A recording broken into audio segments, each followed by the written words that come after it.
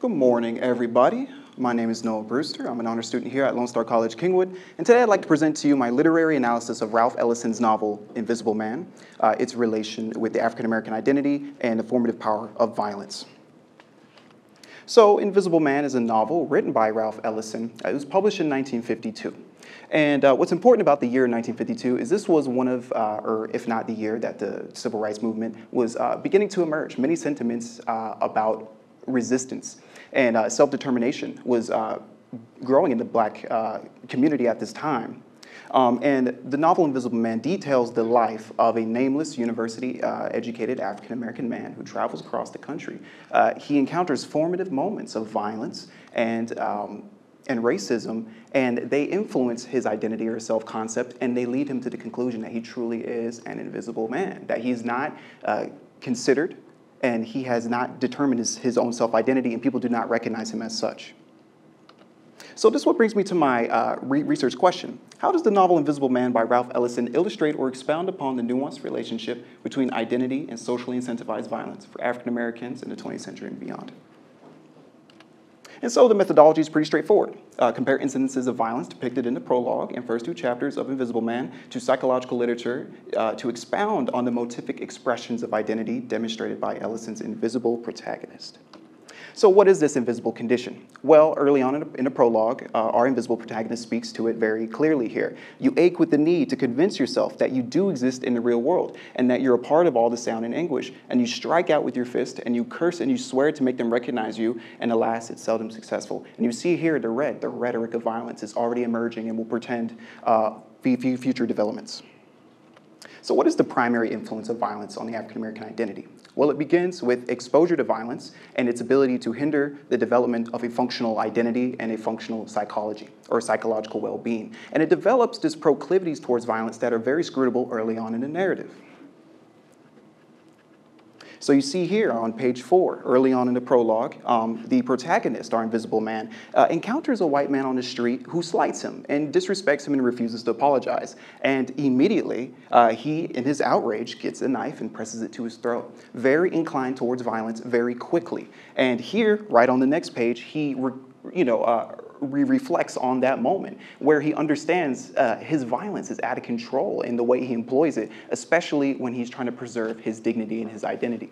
So you see here, it is quite convoluted language that reflects this very complex behavior and this complex phenomenon. The secondary influence of violence on the African-American identity is as it is used to stratify the African-American mind and to reinforce that stratification throughout the generations.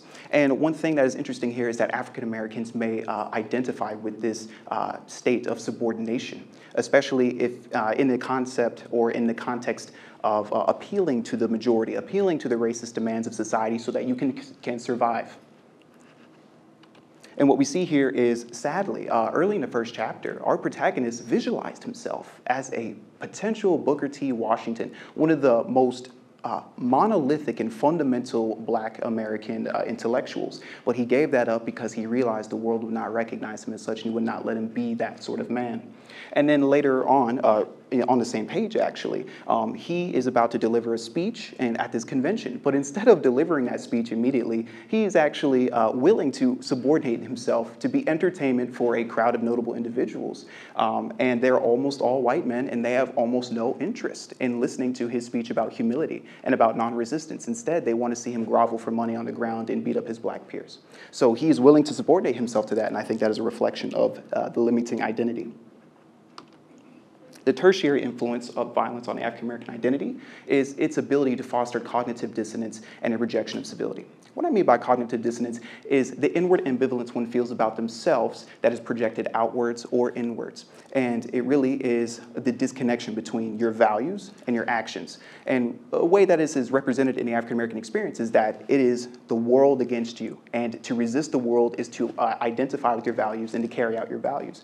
But when you are pressed against violence and violence is employed against you, you acquiesce to those demands and those limiting identities, and thus it generates cognitive dissonance within the individual. For the rejection of civility, it's very simple. If there is no reward for being civil as an African American, why should I be civil? If there is no reason, no incentive, no benefit, And especially as American society has not been civil with many African Americans, it is it's easy to empathize with this position and to understand where it's coming from. So here are just two examples of cognitive dissonance that I think are very poignant. From the narrative here in chapter 2, we hear the grandfather of the protagonist speaking to the father of the protagonist. And he says, "Son, after I'm gone, I want you to keep up the good fight. I never told you, but our life is a war, and I've been a traitor all my born days, a spy in enemy's country," suggesting that all his life he placated the racist demands of society and never really determined for himself who he is and resisted properly. And that makes him feel guilty, like he is his own traitor, his own worst enemy.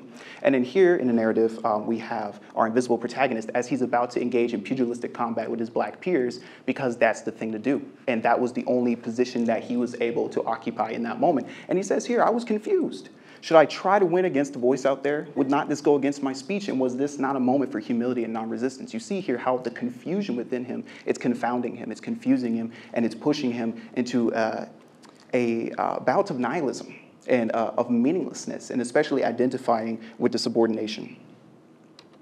And then as for the rejection of civility, what we see here is early on in the prologue, after the violent exchange on the street he had with the white man, he says, "I am one of the most irresponsible beings that ever lived. But to whom can I be responsible, and why should I be, when you refuse to see me?" Responsibility rests upon recognition, and recognition is a form of agreement. Like I said, if there is no benefit, no reciprocity of civility, how could you expect the oppressed to be civil in an uncivilized society? So the significant findings. One is, the first thing is very universal to most experiences, and that is that exposure to violence inhibits the development of psychological well-being and a proper identity. And it also corrupts one's moral outlook in life. Violence used to dehumanize and stratify African Americans all throughout the nation. This is something that is like a part of the blood work, the framework of American society. We also have the most pernicious effects, in my opinion, that are demonstrated today very conspicuously, cognitive dissonance and a rejection of civility. And in that vein of thought, this is Nipsey Hussle. He's actually a deceased rapper from Crenshaw, California. It's a neighborhood in South Central, very indigent neighborhood for a very long time. He speaks to his own identity and many men in his community that are gang members and how they identify, but also the more profound conflict that is within one's identity as a black man. He says, as a gangbanger, when you look at your enemy, you pass the dude that's dressed square, you pass the dude that's from a different race, but when you see the man who dresses like you, has the same walk and body language as you, you say, get him. The same man. You're attacking yourself. So you see here this outward projection of cognitive dissonance and just the many turmoils of trauma, they do gain expression in the black community, and this is something that black men in this country have suffered from for a very long time. So I'm very thankful to be able to speak to this phenomenon. For future research, I would like to investigate the literary works of Ralph Waldo Emerson. And interestingly enough, Ralph Ellison was named after Ralph Waldo Emerson. His father made a very good point to make sure that he gave his son a meaningful name that would lead later on for him to develop an identity as a writer and speak to the African-American experience, especially for men. And transcendentalism is the philosophy that was created by Ralph Waldo Emerson that has its examples and is exemplified in Invisible Man. And I want to research in Ralph Ellison's other literary works like Shadow and Act and Juneteenth to see if there are any consistencies with this philosophy that was born in the 18th century. Here are my resources. And thank you so much for your time.